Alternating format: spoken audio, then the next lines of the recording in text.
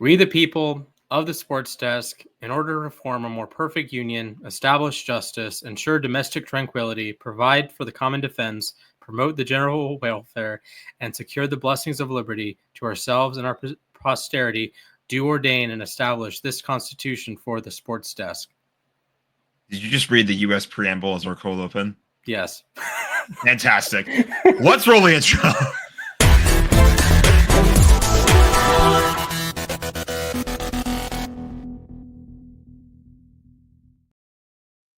Oh, what a start.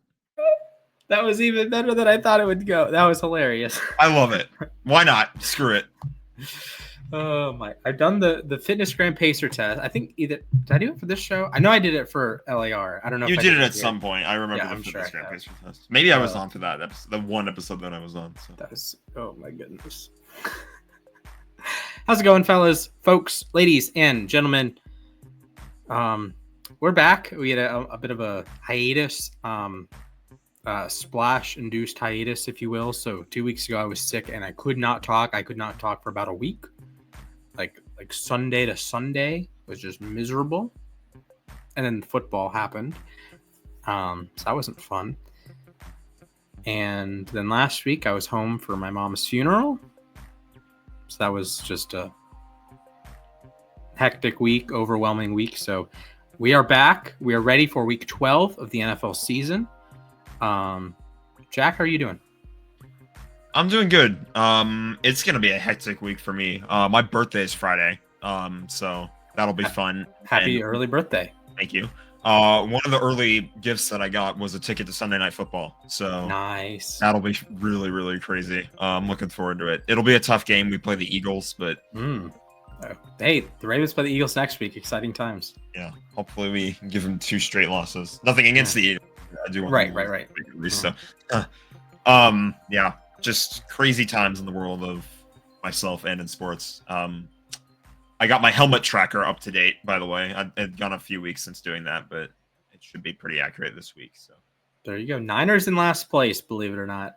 I thought they weren't in last. I was surprised. I thought the Seahawks were still like behind them on a tiebreaker because they split the series. But as it turns out, no, the Niners are last. So yeah, what a strange year. And we'll talk about it more when we get into the power ranking or when we get into our tier list. But the 49ers, if you told me they'd lose 5 games, I could see it. If you told me they'd lose 5 games before Thanksgiving and then go into Green Bay and be underdogs, what? Like they could be 5-6, 5-7. They play Buffalo next week, and they could be 5-7 and on the outside looking in. Yeah. That division too. Like I didn't think it. Like every year, there's one division that is just war. Like it doesn't matter if they're good or bad. There's just a division that's like there's no real like stinker. Or maybe there are a bunch of stinkers or something like that. But it's like there's always one division where every team is like within a game of each other or something like that. And that's the NFC West this year. The Cardinals lead the division. They're at 6-4. Everyone else is 5-5. That feels like everyone's beating each other. And the Niners, believe it or not, they are not only last in the division, they are a game and a half out of the 7th seed because the NFC is just like I don't want to say great and deep and loaded, but all of them have good records. Washington, great record. Green Bay, great record. Minnesota, great record. They all occupy wildcard spots. Detroit has been unbelievable. Philadelphia is rolling. Arizona, I think, is very good. And then you throw in Atlanta, Atlanta is kind of the black sheep of the group to me. I still think they are worse than Tampa Bay, even though Atlanta did sweep Tampa, but we'll talk about that in a minute. Yeah, I just pulled up the playoff picture right now. So it's right now 1-7. It's Lions, Eagles, Cardinals, Falcons, Vikings, Packers, Commanders in the NFC, and the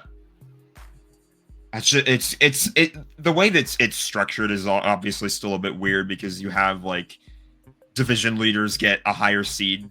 I still think this is dumb, by the way. It should just be straight up 1-8. Or 1-7. 1-7, yeah, sorry. 1-8 would be cool, though, if you think about it. But yeah. Then nobody gets that would have gotten the Steelers like 5 extra playoff appearances over the years. Exactly. I heard about it for such a long time in 2020 after they expanded the playoffs because the Rams in 2019 would have been the team in. They were the last team out. Yep. Or the first team out. They would have been the last team in. So I heard about that like after they expanded it to 14 teams. It's like, oh, they did it to themselves. Yada yada. It was frustrating. Yeah. And now this year is just super back and forth. AFC for the record, it's Chiefs, Bills, Steelers, Texans, Chargers, Ravens, Broncos. And then yeah, it looks a lot more spread out in the AFC than it does in the NFC. There's not a team. The 11 seed is the Jets. They have 3 wins, and then not a single team below them has more than 3 wins. And the AFC's been strange. Like, I don't even look at the Jets and think bad team. I don't point at them. They suck. They do, honestly, but they were favored against Indy, and it's like if they beat Indy needed a goal line, last minute touchdown, game winning drive. And if they beat Indy, it's like, well, they're 4-7. They're kind of plucky. You know, you have Rodgers, defense is pretty solid. Wilson, Adams, Breece Hall. You know, they have some pieces, and they're 4-7, or would have been 4-7. Or you have Cincinnati is 4-7. It's like you look at it and you're like, Burrow's playing at an MVP level. Chase is probably the offensive player of the year right now. Higgins is playing. It's like they keep losing, and you're almost certainly cooked. You're cooked in the division you're not going to win the division. You would need like a major meltdown in Pittsburgh to win the division. And that would also require Baltimore to have a major meltdown. And they play each other one more time. So in all likelihood, Pittsburgh gets to their 9th win. So you would need Pittsburgh to lose out and Cincinnati to win out, basically, if you want to win the division. Yeah. So chaos. Cases like with the Rams too. I'm going to be biased for a second, but like all the 1-score games they've been into, like they could probably be like 7-3 right now. With if like most of those games go the other way, so it's just a lot of teams are playing like that. That's the Rams are like the first example that comes to mind. I've seen all their games, so it's like right. every 1-score game is like if some of them were to go the other way, if they just get a lucky break one way or like they execute better and another facet, yeah, they can have a better record than they are. And I don't think their record indicates how. I think they're better than their record indicates, in my opinion. But yeah, there are a lot of teams that I see the records like they're not that good. Yeah, and I think that's a perfect segue into our tier list for November 20th. No win November for some teams, maybe. You guys are gonna notice when we have this tier list, we have a new tier in there. It's called Playoff Pretenders. Basically, this is our tier for teams that we know are going to make the playoffs, but we don't think they're going to do anything. So if you see your team as a playoff pretender, that doesn't mean they suck. That just means we don't think they're going to really win more than a game in the playoffs. So. Yeah. To use my scale, it means I think they have a high likelihood of pooping their pants when it comes to January football. Yeah, that's a great example. It's like the Padres in the playoffs every year, or the Dodgers before this year. So. All right. So it's been a little bit, so we can reset the old tier list here. Do we have a new number 1? I think we do. I think we've had a new number 1 for a while. Yes. And I think it's been the Detroit Lions. This team is absolutely otherworldly right now. It's crazy how much like that the Stafford trade helped out both sides, like I keep talking about, but you're now seeing it come to fruition on the Detroit side of things, and they're playing incredible football. They are not. What I love about it too is like I judge the good teams and the great teams by what happens when you play like a really bad opponent, a really weak opponent. Are you sending them into next year, or are you grinding out an ugly win? Well, look at what the Lions did against Jacksonville this past week. I believe it was 6 possessions, 6 touchdowns, something like that. Might have been 7. They won 7, 52 to 6. Largest win in the history of the Detroit Lions, by the way. Yeah, that breaks the record since when they beat Jacksonville a long time ago. So yeah, I would like to give a shout out to the Detroit Lions. They've been around since the 1930s. They have 3 franchise wins by 44 or more points. Somehow, some way, 2 of those games have come against the Jaguars. They've played the Jags 9 times. Inaugural season 99, Lions beat them 44-0. and Sunday, they beat them 52-6. Largest win in franchise history, third largest win in franchise history. Cat on cat violence. One kitty went meow, the other one did not. Shout out to Tom Grassi. That's a good one. Yeah. No, Detroit's the best team in the league right now. I don't think it's really up for debate. I thought they were before the Chiefs lost. I thought that when they went like 7-1 or whatever it was, like they I was pretty bullish on them being number one because the Chiefs were winning games, but they were winning by virtue of like they would block a game-winning field goal or something like that. Where the Lions they just continue winning games more convincingly. It's like, okay, this team is like legit. Like they're not. They've pretty much blown out just about every team that they've played to. Not every team, obviously. They've lost a couple or one they game. lost to Tampa. Tampa Bay. But other than that, they I think the Rams game in Week 1 was the closest they've played for the most part. Other than that, they've just been wiping the floor with almost all of their opposition, and it's like that's what you want to be doing. You obviously don't want to use up all your momentum too early, especially now that we're about to play on Thanksgiving. So we'll see what happens to the Lions then. Right. But that should be a fun game. Chicago, I know the record stinks and they've lost like 5 games in a row, but Chicago has shown some fight in recent weeks. And the Lions' average game this season is a 16-point victory. On average, they win by 16. That's insane. That's just bananas. So we can throw the Jags up there. Maybe next year isn't a good enough year for them. Maybe it's 2026 for them. Yeah. Boy, that team stinks. Mac Jones is playing quarterback. Etienne has regressed massively. The only bright spot to me on the entire team is Brian Thomas Jr. out of LSU. He's a dog. LSU receivers just draft him. All of them work besides Terrace Marshall. Good job to that one idiot I argued with on Twitter on draft day. Good job, pal. Yeah. I love arguing with idiots on Twitter. Yeah. It's like, oh, Rashad Bateman's not that good. Okay. Okay. I mean, okay. And what is Terrace Marshall doing nowadays? Bateman's going to have like an 800-yard season, which, I mean, isn't anything special, but at least he's a wide receiver too. Terrace Marshall is not doing anything nowadays. Anyways, do we have a number 2 as well? I think we do. I think we do. I'm willing to put Buffalo at number 2. Man, what a game that was from Josh Allen. Like he's my MVP right now. I don't know if there's a ridiculous debate for it. I think it might have just killed Splash. I've got Josh Allen as my MVP right now. It's tough. Yeah. It's a close race, I will say. Yeah. It's a very they're close 1 race and 2. They're 1 and 2. Yeah. But I think Buffalo, it's just I'm so impressed by them too. All the pieces that they lost this past offseason, I didn't really know how they were going to do. I thought they would maybe regress a little bit, and they just haven't done that. And then the Amari Cooper pickup has only continued to help them going forward. This team is legit. James Cook is very, very, very good at football. Josh Allen, I mentioned MVP. They've managed to, yes, they lost a lot in the offseason, but they've managed to take what they have and work it into an 8-2 record. And they just haven't gone anywhere in this division. I thought maybe this would be the year that they could slip up a little bit. Maybe Miami challenges them for a little bit. Nah, hasn't happened. And granted, Miami's been dealing with injuries too, but still, like Buffalo has just been, they've been very, very good. And I think that they did a great job establishing that with a win over the Chiefs, ending the undefeated season. So. Yeah, and I want to give major props to McDermott and company for the 4th and 2 play. Those are the kind of plays you need to beat Kansas City. Kansas City always gets those. They always get the 4th down stops, or the other team kicks a field goal, or like these little things always go Kansas City's way. And Buffalo said, we are going to knock on the door here, and we're going to come barging through your door, and we're going to go score a touchdown. And it's to me very similar to you remember the Ravens Chiefs Sunday night game.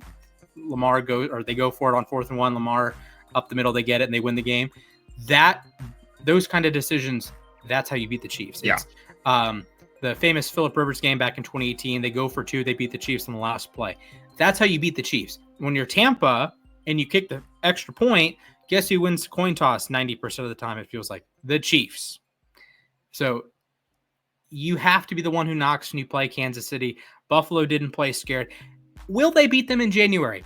I don't know. That's up for debate still. They beat them again in the regular season. Congratulations. And for now, Bills 2, Chiefs 3. Yeah. The Chiefs are going to be fine. I'm pretty sure there's not really too much debate that needs to be had there. They have one loss. It's a loss to one of the best teams in the league. Yeah. There should be no sweating. You're going to be the number 1 seed in all likelihood. So. Yeah, but I think Buffalo is just like you said. They did what they had to do. They didn't play scared, and that's kind of the key thing. Like you just can't play scared against teams like that. So absolutely, a heck of a job by the Bills, and I'm impressed. They've really stayed up there when I thought that they would fall off a little bit. All those pieces still continue. Yeah, big credit to the Bills. Their defense has figured out in recent weeks. Early on, I thought the secondary looked particularly shaky. They didn't have their usual safeties of Hyde and Poyer. Those days are gone. They've figured it out. They pieced it together. Terrell Bernard had a tremendous game at linebacker last week. And they're just figuring it out. You know, you're getting enough of pass rush. Your linebackers are playing well. Your secondary is playing well enough. They're top 10 in scoring defense, top half of the league in yards allowed. They're figuring it out. And I'm going to juxtapose that. We'll jump to the other MVP candidate. And that's Lamar Jackson and the Baltimore Ravens. And tough loss in Pittsburgh, 18-16. Failed 2-point conversion. One of the worst play calls I've ever. We might need a 10-minute discussion on that one. What are we doing? No Zay Flowers on the field. No Derrick Henry on the field. Play for the game, and it's a sweep left with no real pass options. Like they ran that play against Cincinnati the previous week with a Henry dive as the impetus, right? As the fake, it's a fake handoff to Henry. So the defense collapses on Henry. Lamar gets to the edge. Well, this one, it's a sweep motion with not Aguilar. Aguilar got blocked into the ground. Oh my God. Was it Bateman? Deontay. One of their receivers. Yeah, there were receivers coming to the right. They're all the way over on the right sideline. Lamar's running out of bounds on the left sideline. Listen, Lamar's not making a 53-yard throw across the field to get one of them into the end zone. Pittsburgh doesn't have to defend that. So they have guys swarming Lamar. He chucks it, and there's no one there. So, I don't know. What a bizarre play. And people are using this to jump and say, oh, the Ravens can't beat good teams. Were you going into that game saying this was a must-win game for Baltimore? At least be consistent. You can't come out of it and say, oh, they never win big games. You're right. Maybe they don't win big games, but no one in the AFC wins big games besides Kansas City, and that one time Cincinnati beat Kansas City in the playoffs. So if you want to play the game that the Ravens never win big games, and the Ravens are playoff chokers, and Lamar's a playoff choker, and they can't get it done in January, please look at the rest of the conference and understand the only quarterback in the conference that has won a Super Bowl with his current team is Patrick Mahomes. Yes, Russell Wilson won one in 2013. Yes, Joe Flacco won one in 2012. Both of those run different teams. Please be serious for a moment. I hate the double standard that gets thrown around with Baltimore, but not Buffalo. Buffalo has been to one AFC title game in the Allen/Lamar era. They've been to one AFC championship game. How did they get there? Lamar Jackson and the Ravens scored 3 points. They threw a pick six, and Lamar left halfway through the third quarter. That's your biggest win. Buffalo Bills, that is your biggest win in 30 years.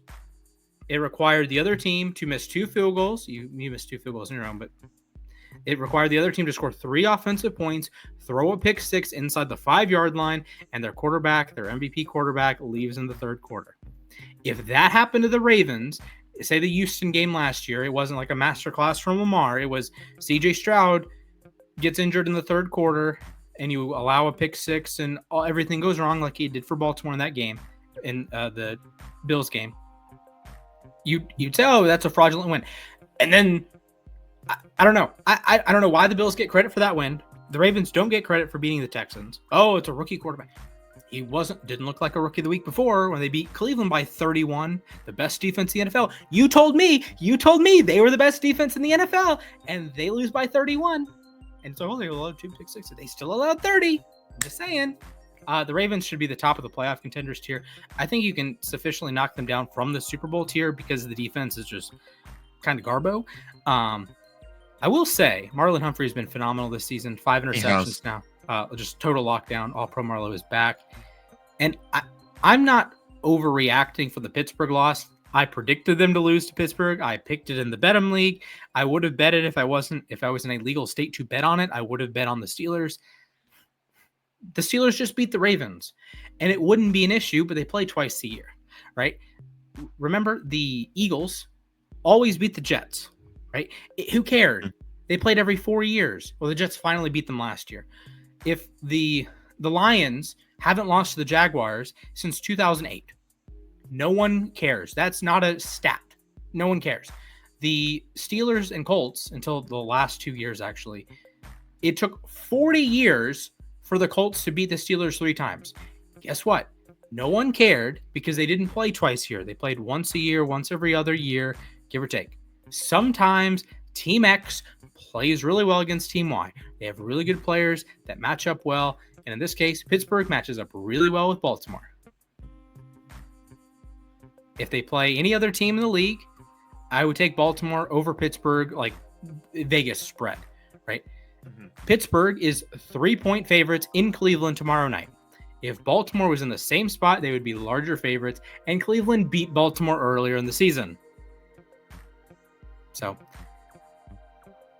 we can throw Pittsburgh in the playoff contender. There's going to be a team between Pittsburgh and Baltimore. I know it's going to look weird for now to put Baltimore over Pittsburgh, but I can't look at these teams and say Pittsburgh is better than Baltimore if they're playing any other team in the league. Honestly, yes. I agree with you to an extent. Like, the Steelers are just such a weird team every year. Mm-hmm. It feels like they have like what it takes to be able to win games, but there's still the talk every year of they always play down to their competition. Mm-hmm. I feel like we're seeing a bit more of that this year, except they're not really losing as much. I don't know, their record's pretty good, I think. Like, yeah, they're 8-2. 8-2, geez, yeah. And they've won 5 games against winning teams. They beat Baltimore, they beat Washington, they beat Atlanta, they beat Denver, and they beat who else? They won more. Oh, they beat the Chargers. And 3 of those wins were actually with Justin Fields. So credit where it's due there. But I can't look at them and say that is a team that scares me, other than me being a Ravens fan. That the only time the Steelers scare me is when they have fewer than 9 wins, because you know they're going to get to 9 wins, so they have a reasonable shot of winning that game, and when they play Baltimore. I think they could. I don't think they're going to lose to Cleveland. That would be a pretty bad loss. Although Baltimore did lose in Cleveland, just whatever. Divisional games are weird, man. You never know. And people only like to point that out when it's, Baltimore, why did they always lose to Pittsburgh? Divisional games are weird. Like, would you have batted an eye if Kansas City lost to Denver? I hear it all the time. Again, I'm going to go with the Rams as my example. We always seem to find a way to beat the Seahawks, even in like the Jeff Fisher years or like the Steve Spagnuolo years. Or not Steve. Was it one of the Spagnuolos was coaching? Steve Spagnuolo. Steve, yeah. Okay. But yeah, the point is, it's a divisional thing. It doesn't matter how good or bad the teams are. When they are playing a divisional opponent, the only opponent you're guaranteed to play against twice a year, every season. You're going to know how they operate, or you're at least going to have a better idea of how they operate. And you're going to play them differently than you play some like random AFC team that you're only going to play once every 3 years. So. Right. And I just look at Baltimore and Pittsburgh, and Pittsburgh just matches up really well with Baltimore in particular. Pittsburgh doesn't make a ton of mistakes. Baltimore they just love making mistakes, man. They wake up and say, how can we put a middle finger right in all of our fans' faces? Just please. How do we shoot ourselves? Let us fail. Let us fail. Please. I swear. I was texting in the AFC North group chat. Shout out to Hassan, by the way. And I'm like, what are the Ravens going to do today? And I'm thinking probably a red zone fumble. Henry fumbles the second play of the game. They have Lamar throws a perfect pass to Justice Hill. The Steelers linebacker, great play by Peyton Turner, rips it away. Or Peyton Turner, whatever. My bad. His first name is Peyton. You lose another fumble deep inside your red zone. Justin Tucker misses 2 field goals. Shout out to Eddie Pinheiro, now the most accurate kicker in the history of the NFL. And it's a comedy of errors. You're always in 1st and 15s. You're always in 1st and 20. And I don't know. And Pittsburgh did not score a touchdown on Sunday. The Ravens had a horrendous defense. It was a bad week to be a kicker, by the way, too. Kickers were missing everything left and right. Like, it is, well, Tucker misses everything left. I know what you mean, but Tucker misses everything left. Boswell was the only one that was like really consistently making it. Like 6 for 6. That again, was actually. I can't name another kicker who went like I don't want to use the term perfect because I'm sure not every kicker had like 6 attempts in a game, but you get what I'm saying. So yeah, you're in that spot. So I'm looking at Pittsburgh and I'm comparing them to Baltimore. And if you're Kansas City or if you're Buffalo, if you're every team but Baltimore, I think you'd rather face the Steelers than face the Ravens. Pittsburgh is more buttoned up. You're more likely to get like a reasonable performance. Baltimore might poop their pants. Yeah, they might. You know, they love doing it, right? They love Lamar quite literally, but they love fumbles, interceptions, dumb penalties. They love it. They love it. I don't know if Pittsburgh is as talented as Baltimore, but they win the ugly games. Yes. Okay, let's move out of the AFC North to the NFC North. Minnesota, I'm putting them at the top of playoff pretenders, and it's because they have this dude, Darnold, Sam.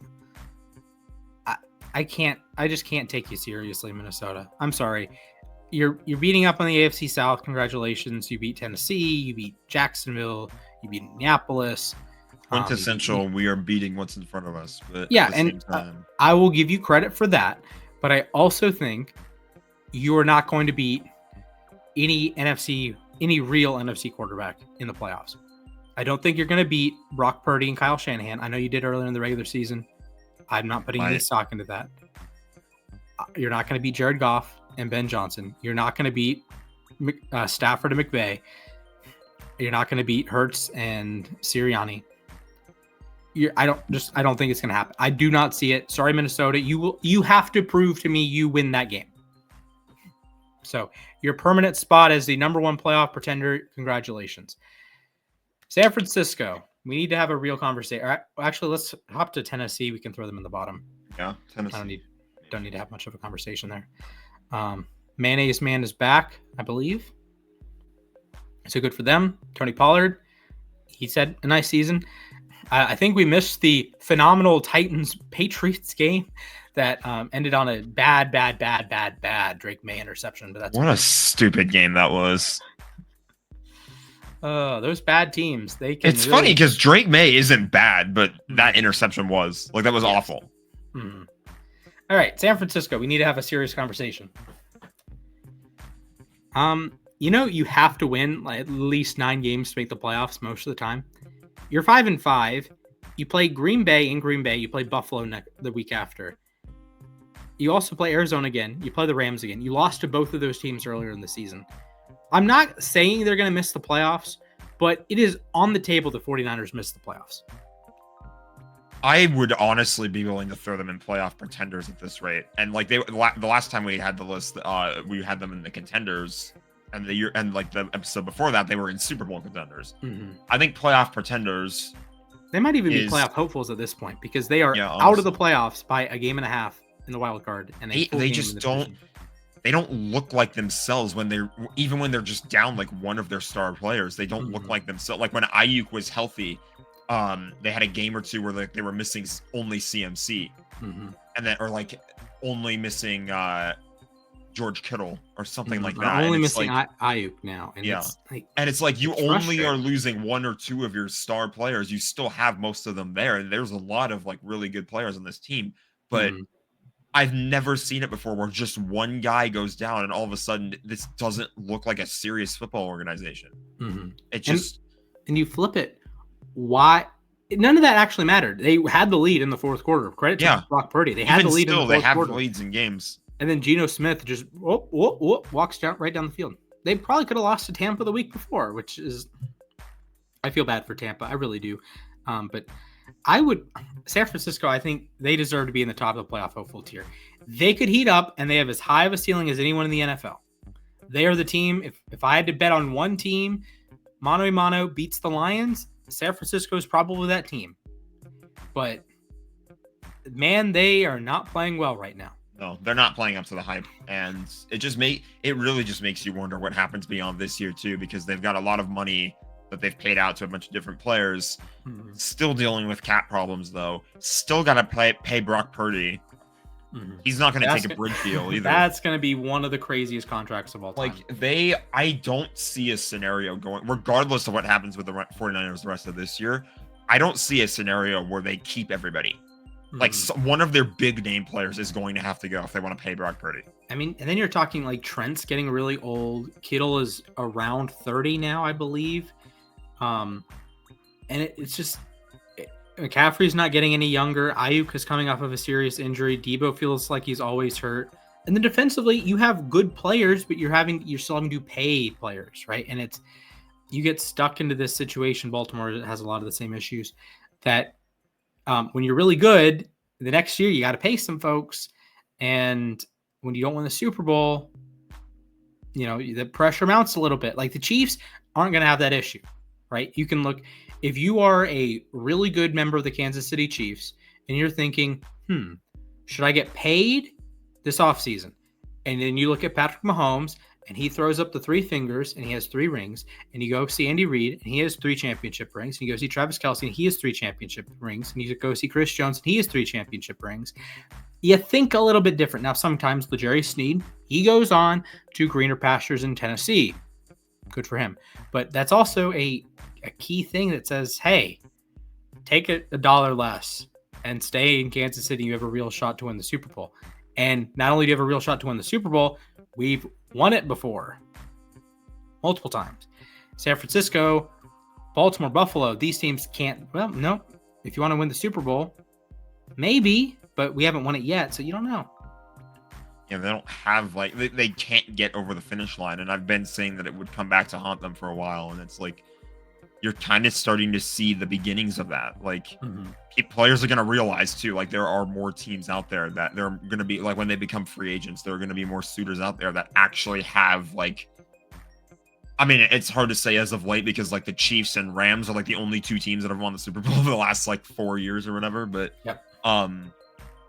Yeah, I mean, they're going to lose their pull pretty quick because how many more times are the players going to be satisfied with this organization as just, we can make it to the Super Bowl, but we can't win it. Right. And so you can make it to the NFC title game, and with a healthy quarterback, the 49ers, like a clock, are always there, but they haven't gotten over the hump yet. And that's the tough truth that the San Francisco, Buffalo, Baltimore have to deal with, that you haven't won one yet. So until you do, it's a cloud over your head. So people like to annoy other teams. That's why we all love the Lions, right? And for good reason. But if Buffalo, Baltimore, San Francisco were doing the same thing, you'd say, but they don't beat Kansas City in the playoffs. So does it really matter? And people are kind of doing the same thing with Pittsburgh, to be honest. They're 8-2. They're going to win all these games. Well, do you really think they're going to go into Arrowhead and beat Kansas City? I don't know. I don't think so. Anyways, let's jump to Seattle. I think Seattle is still worse than San Francisco. I understand they beat them in San Francisco on Sunday. They also lost to them by a pretty wide margin too, so it's not the worst. I'll take San Francisco in that theoretical showdown again. I think Seattle is just a quintessential 9-8 caliber team. I think they have a solid offense. They have a solid defense. Jackson Smith and Jigba, really, really good. You have Metcalf, Lockett. You have Metcalf's been hurt though. My bad. Well, actually, I think he came back. I don't know. I don't remember. I know he didn't miss the game. Geno Smith is a solid quarterback. The defense has some pieces, and it's just I feel like this is a team when you make the Disney movie. This is the team you beat in the first round of the playoffs. Or you beat to make the playoffs. I don't mean any disrespect to Seattle. I just don't think they are a serious needle mover in the NFL season this year. No. They're just an average. They're just maybe an above average team. They're fine. When the year started, I also used the term quintessential beating what's in front of you team. And that's really what it felt like they were doing. But as soon as they got tested, they kind of sort of fell apart. So, and I want to point out, if they had just beaten the Giants, they would be in a much better situation. That's the thing too. You lose to the Giants, it's kind of like, eh.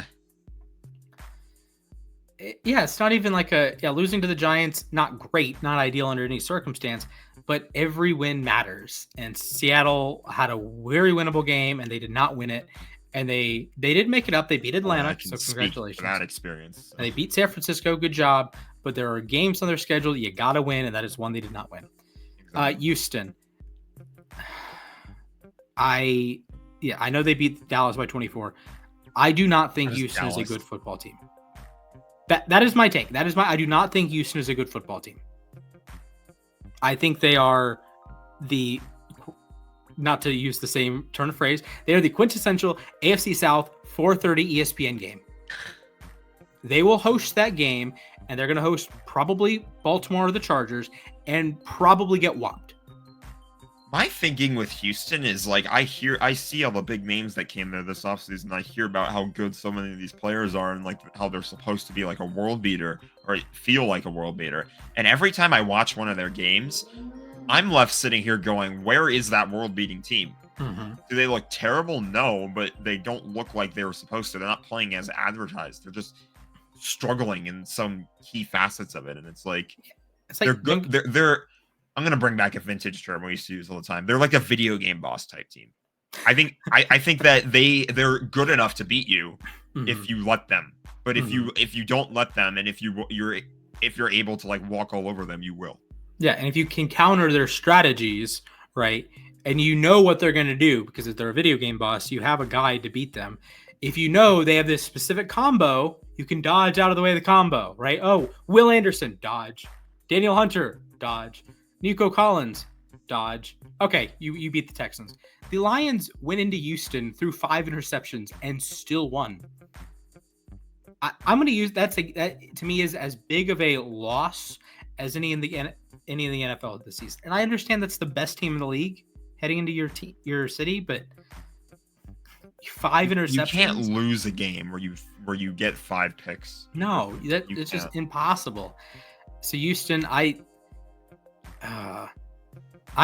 would put them behind Minnesota in playoff pretenders. They're going to make the playoffs.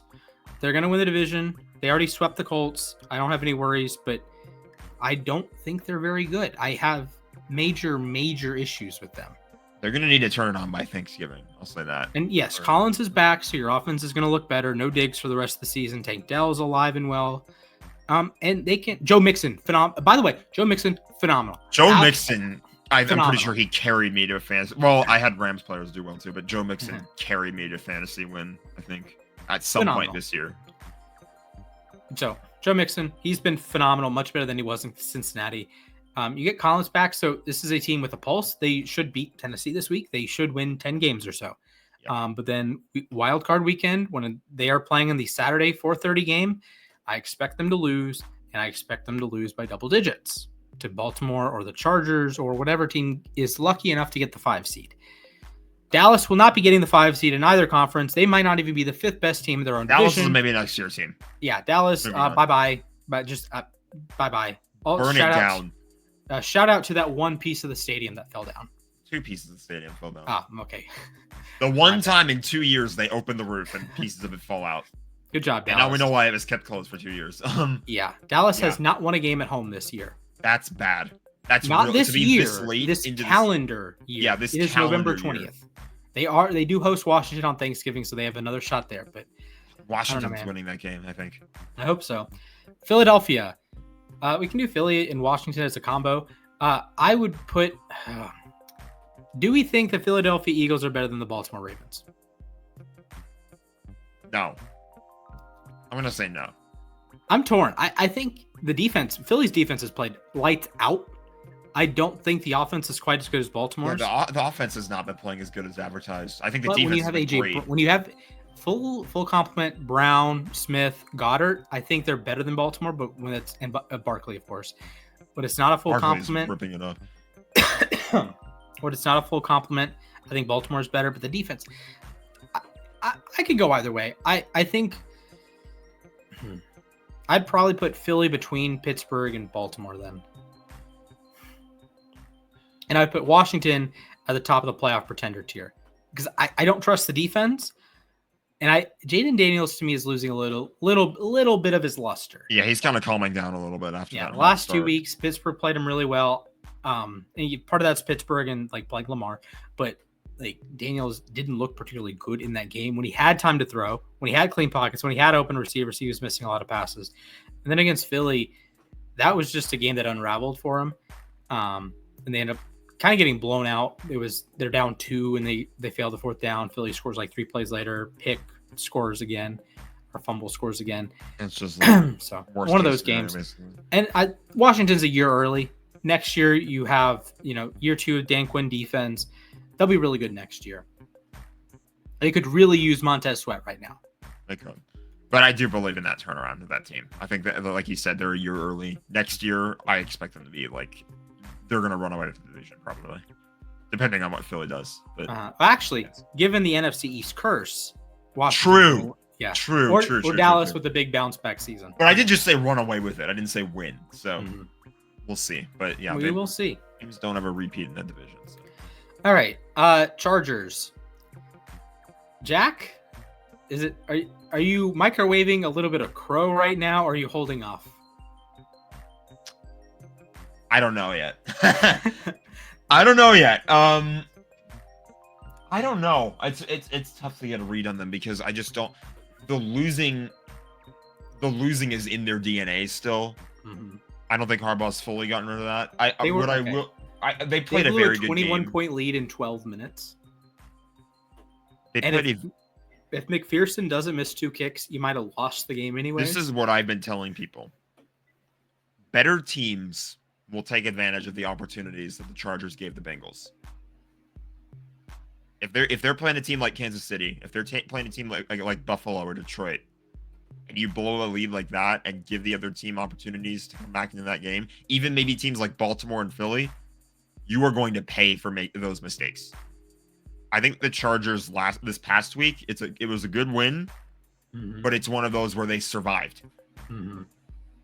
Typically, history would suggest, especially that franchise, they would blow that game. Mm-hmm. So credit to Harbaugh where it's due. Credit to Herbert where it's due. Yeah, Herbert's been awesome. I have no qualms with Herbert. I came into the season, I'm like, Herbert's overrated. Herbert gets thrown into these conversations. I disagree with it. He's been awesome this season. He's been a borderline MVP candidate this season. So full credit to Herbert. I think the Chargers are behind Pittsburgh. I don't know if they're... I'd put them in playoff pretenders still. I'd put them ahead of Washington.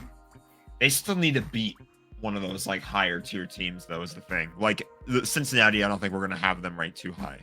Regular season Warriors, unfortunately. Yeah, and they're teetering on better, or maybe they're teetering on maybe next year. Because listen, I think the Bengals are still good. I think the Bengals have a lot of talent. I think the Bengals, if you replayed the Baltimore games, if you replayed the Kansas City game, if you replayed the Chargers game, if you replayed some of these other games they've lost, the New England game, they probably win those, and they're probably not 4-7. But they have also lost every single one of those. They also lost to Washington. They've lost every single one. They've beaten the bottom of the barrel, besides New England. And it's just not their year. It's just not, unfortunately for Bengals fans, it's not their year. Packers, welcome to the playoff pretenders, buddy. I think you're better than Minnesota, worse than Washington. I know Minnesota beat them. I don't think that would happen if they played this week. Jordan Love is just all over the place for me right now. There are eight better quarterbacks, maybe more, that I would trust in a situation like that. And I think Green Bay is a perfectly adequate football team. I think they deserve to lose to Chicago. Congratulations on blocking the field goal to win the game. But lost to Chicago. I don't know. I think they're the same boat as Minnesota. They just have their pieces their deck chairs on the Titanic are in a little bit of a difference. They did also have injury issues with Jordan Love too. They've had to have Malik Willis for a few games. So Malik Willis undefeated as a starter. That's true. But I was gonna bring up the Eagles game, but that was just like one of those freak moments where you're probably gonna lose the game at that point anyway. So. But he wasn't a starter in that game. No, he was not. So. Yeah. And Bears, I feel really bad for the Bears. They've had 2 of the worst losses all season. You have the blocked field goal and you have the Hail Mary. If you flip those 2 games, they're at a good spot. But unfortunately, they've lost their last 5. They're 4-7 now. So throw them into regular season Warriors behind Cincinnati. I'm angry that the Rams lost to the Bears. I'm really angry that they lost that game. That was such a stupid one. I have no recollection of that game other than that Chicago was favored. Well, this was back when all of our receivers were hurt too. That's probably true. Should have won that game still. All right, Rams. It's tough to get a read on the Rams this year. Like, I think that they're better than their record indicates. I'm gonna put a pause on you for a moment. Is the playoff hopeful tier just going to be the NFC West? It might be.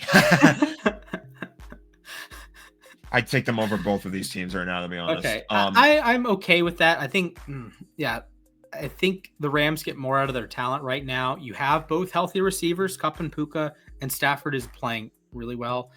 Purdy's playing really well in his own right as well. But I'm going to eat some micro. I said early in the season, the Rams are the worst defense in the league. Congratulations. You are not the worst defense in the league. You are much better. You're playing a lot better. Fisk and Verse have played out of their minds. They're insane. Line. They're balling out. Also, shout out to Ravens' new trade. Tre'Davious White had a big PBU in the end zone. So good job. Yeah. Trey White was not playing great off of the torn Achilles. That's just what it is. It happens. Yeah, it sucks. I really wanted it to work out for him, but just tough injury to come back from. Absolutely. Yeah, I think the Rams are a good team. If you play the season 100 times, I think they're going to win 9 or 10 games. Yeah. And they were the only team that was close to beating Detroit.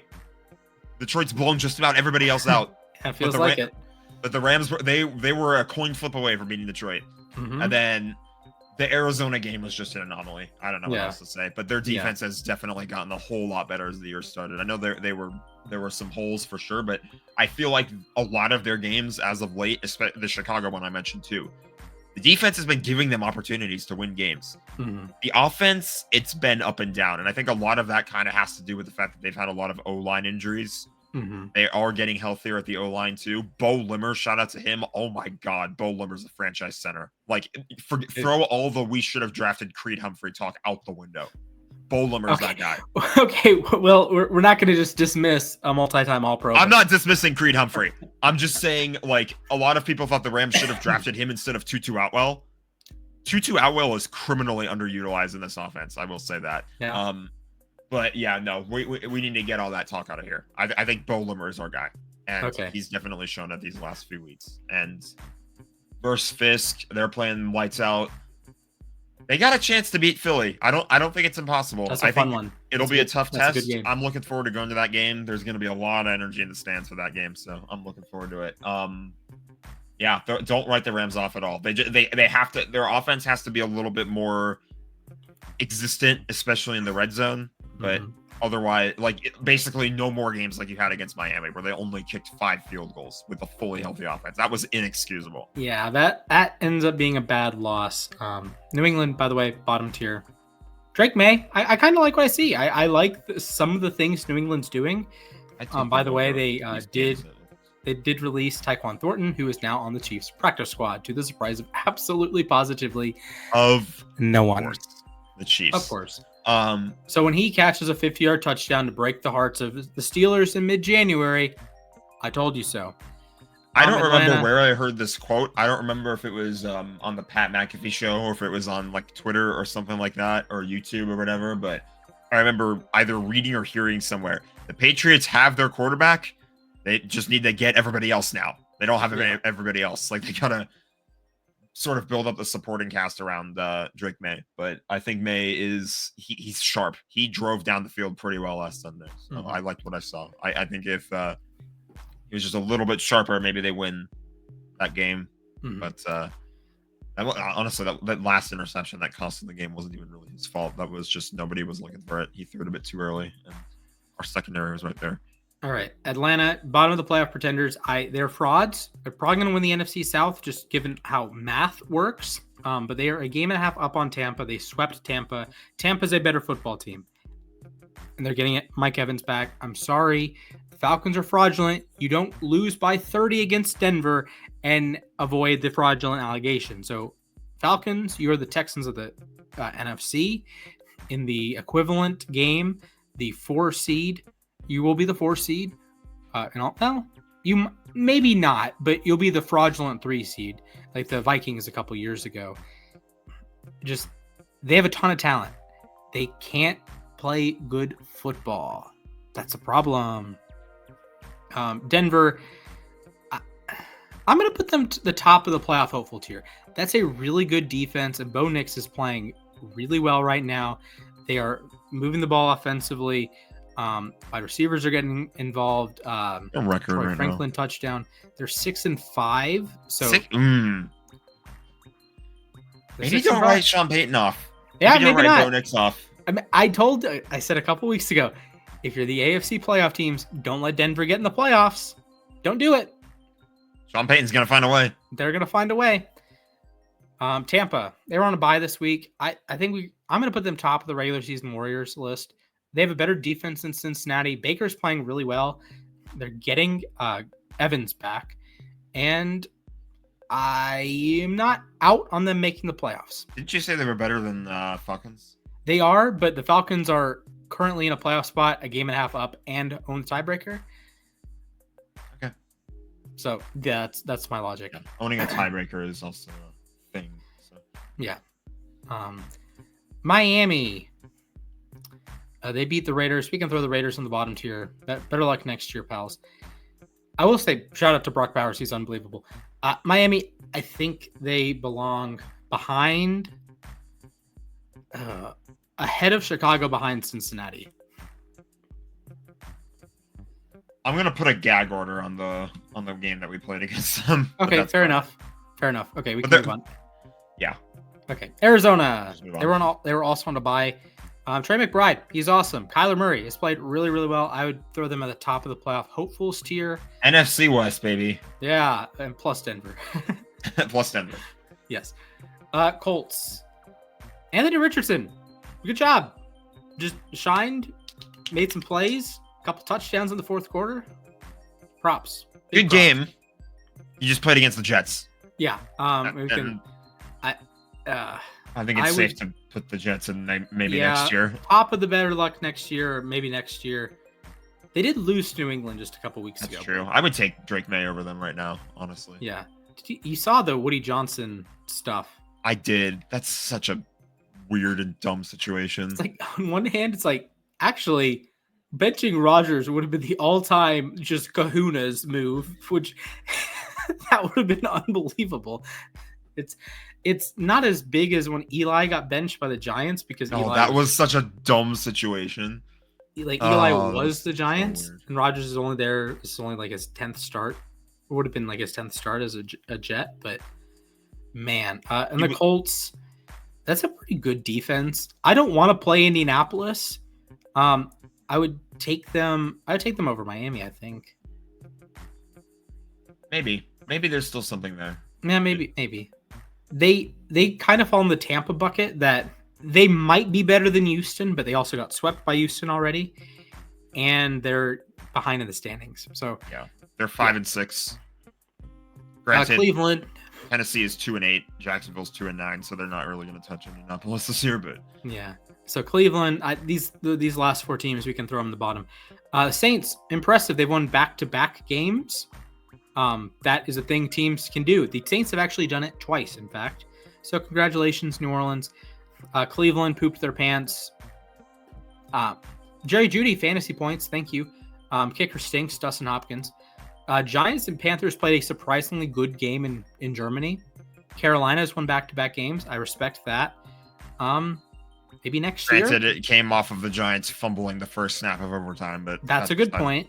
Tyrone Tracy, unfortunate fumble, but hey, you're going to get a better quarterback in the next draft. So yeah. Our tiers. There you go. That's the fun thing about tiers is some teams might be lower or higher than you might think, but teams can beat teams within their respective tier, maybe a tier or two above. You never know. That is how the chaos of the NFL works, folks. Yes. That's just how it goes. Mm-hmm. All right. Anything else you'd like to catch up on?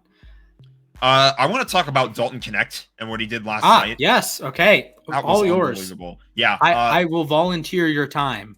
Yeah. I don't really know how much I can put into words what he did. That was unbelievable. He was 9 for 11 from 3-point range, put up 37 points. The 9 3-pointers it ties the NBA rookie record for most threes in a game. It breaks the Lakers franchise record. It was in an NBA Cup game too. The Lakers, imagine rooting for a team that has ever lost an NBA Cup game. Couldn't be me. Hey! My Cavs started 15-0. They did 15-0. Props where it's due. I'll give you credit there. Cavs Lakers finals. That'd be fun. That would be for LeBron awesome. James finals. That would be fun. Yes. I would need Bronny to get a minute in the finals. Just one. You don't want to blow the final, but chills. Game 7 at Rocket Mortgage Fieldhouse in Cleveland. LeBron James comes out on his right, Bronny James, and then it'll happen one day. I hope. Maybe. I don't know. They'll have a few more years to make. Yeah, Lakers are looking pretty good this year. Anthony Davis, when healthy, has been probably the best player in the league this year. I really love how JJ Redick has gotten AD to like try and shoot from 3 more often, and it's like he's getting more of like a all over the place type of game, which you love to see, and he's still defending like a madman. So, I mean, I was excited about the JJ Redick hire. If there were some skeptics. I had some friends that were certainly some skeptics. He went from podcasting to NBA head coach. I know, right? So I understand. The skepticism is warranted. But he's a great basketball mind. I'm excited to see the Lakers the rest of the season. Yeah, and the thing is too is that he's a coach that the players want to play for. It feels like LeBron always on his podcast, that helps. But like, yeah, when you have a coach that the players want to play for, it can really help your team. It doesn't really matter what the skeptics say if you have the chemistry that's working, and it's like gotten the Lakers to the point where they're 10-4 now. Much better start than I anticipated. Right. So, I've really liked what I've seen out of the Lakers so far this year. So, and when you have guys like Dalton Connect falling, I don't know how teams let him fall to 17. I don't. It's absurd what he's doing, and he's had like good games before last night, and last night was his statement. He's basically telling the NBA, "I'm here. Look out. I'm him." So alongside Austin Reeves too. Yeah, the Lakers 3rd seed right now in the West. Golden State's gotten off to a great start. Oklahoma City has been balling out too. I want to give a shout out to Mr. Victor Wembanyama, the second ever Frenchman to score 50 points in an NBA game. Do you know the first? I can't think off the top of my head of any other French players. I feel like I should. Dominique Wilkins. There you go. There's your splash trivia for today. Yeah, splash trivia. Another former Spur, by the way. Wembanyama is unbelievable. I'm excited to see how the Spurs build around him. They're currently the 12th seed, so not exactly the hottest start this year, but progress. And then my Cavs started 15-0, and it took. I thought they played a reasonable game against Boston. They were down 20 at one point, but they came back. Boston was 16-24 from 3 to start, but Cleveland hit some shots. Darius Garland 3 for 21. You're not going to win games like that. Mitchell didn't have his most efficient outing, but Mobley was great. The bench pieces were great. Allen was pretty good. So I think Cleveland's good. Maybe not as good as Boston, but I think they could reasonably be the 2 seed in that conference. Or if you can hold off, maybe you hold off Boston, you get home court throughout the playoffs. I don't know. We'll see. But the East is weird. 11 teams are below 500 right now. Cavs, you're good. Celtics, you're good. Magic, you're good, even without Ben Caro. Knicks, you're good. Everyone else, you're below 500. There you go. East in a nutshell. I will say the courts look very good for the NBA Cup this year. I'm a big fan of the way the new court designs of a lot of teams. It feels like they're about a lot more like, what's the word I'm looking for? Like they relate to teams more. Like it's not just a stripe down the middle that's a different color. It's like they actually have elements to it. Like the Celtics had their wood floor pattern. I forget what that's called, but they had parquet. They had that in their design. The Lakers had the LA skyline in their design. It was pretty cool. Yeah. And yeah, they look a lot better this year. Yeah, good stuff. All right. Anything else you want to touch on before we? That's about it. I will say, I think MLB wise, there's a bit of discourse among Dodgers fans, and there shouldn't be. Some fans want Juan Soto, some don't. I don't care. What? Doesn't matter. Okay. They're good with or without him. I don't care. I have thoughts. If you're a Dodgers fan and you don't want Juan Soto on your baseball team, why are you a baseball fan? Here is I think their logic for that, and I guess this is mine too. If you don't sign Juan Soto, that's more money to throw at guys like Teoscar Hernandez or Walker Buehler or stuff like that. So if you are prioritizing Teoscar Hernandez and Walker Buehler over Juan Soto, you have entirely lost the plot. Yeah. I think they're the Dodgers. They gave a $700 million contract to Shohei Ohtani last year. I get it with all the incentives and whatnot, not the incentives, the deferments, and still found a way to pay Teoscar Hernandez $20 million. They are swimming in cash. They can do these things. They can. I just feel like the Dodgers feel like other teams are probably going to be a lot more aggressive for him, and they might not want to throw themselves into the middle of that bidding war. That's fine, but wanting Juan Soto on your baseball team should be a prerequisite. Like I want Juan Soto. Do I care if they get him? Not really. But do I want him? Yes. Yeah. I think he would. He's not going to hurt him. What a luxury to have. I know, right? A top 5 player in the sport. Yeah, we don't care if we get him. We're good without him. We have the 2 of the top or 3 of the top 10. So it's like okay, with or without Soto, you have 3 of the top 10 players involved. That would be a fun list. Let me think. Off the dome, Ohtani, Judge, Soto, Betts. Freeman's got to go a little bit up the list. Yeah, Freeman's in there. Harper's in there. Kyle Tucker had a monster year, but it was only half a year. Lindor's in there.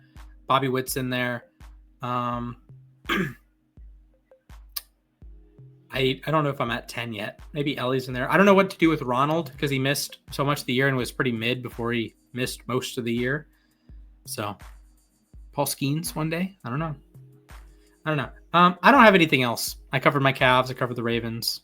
Yeah, I touched on the Lakers. I touched on the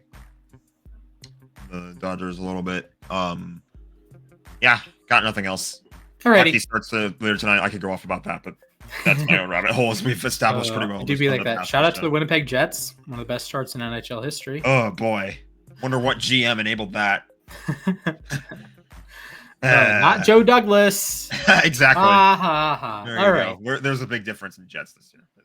Okay. With that said, I bid you all a farewell. Follow us at the Sports Desk 99 on X or Twitter, whatever you like to call it. You can follow me at Mr. Splashman 19. You can follow Jack at Starblade 125.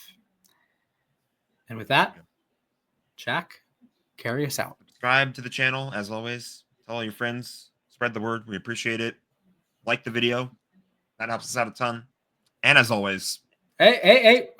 Oh, yeah. Ring a ding ding the Le'Veon Bell. There you go. Yeah. Also, Jake Paul beat Mike Tyson in a fight. I don't know how to feel about that. That was the most boring fight of all time. I'm more entertained. The Pacquiao Mayweather fight is on that list. Fair enough. All right. With that said, Super Bowl champion Aaron Donald trains with knives. We'll see you soon. Later, folks.